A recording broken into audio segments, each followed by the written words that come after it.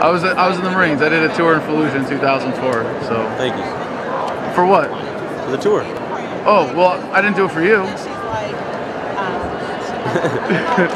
Well, that's the thing, man. When I was there, you know, I thought that we were doing the right thing, and I realized when we came home that the only people we were really serving were the politicians and the banksters and the war profiteers that benefit from all these policies. You know? Okay. Do you think that's a more accurate portrayal of who we're serving than the American people in the global war on terror? Yeah, you're gonna decline to answer that politely. Yes, well, you sir. swore an oath to the Constitution when you enlisted, right? You swore an oath to the Constitution when you enlisted, right? You remember that? You raised your hand and you said, "I swear to support and defend the Constitution of the United States against all enemies, foreign and domestic." Yes, sir. Yeah. Well, do you think Obama's policies are constitutional? I do. You do.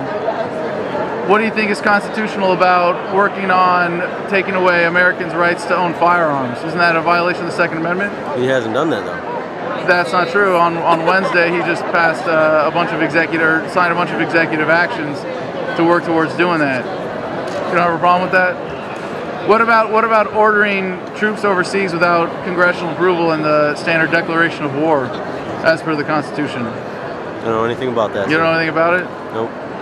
But you swore an oath to the Constitution, right? I did.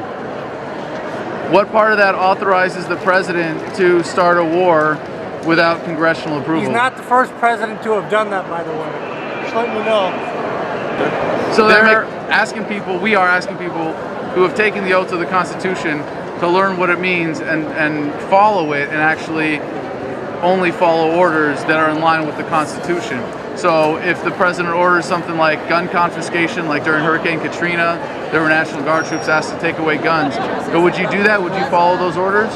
They're orders. You'd follow orders whether or not they're constitutional?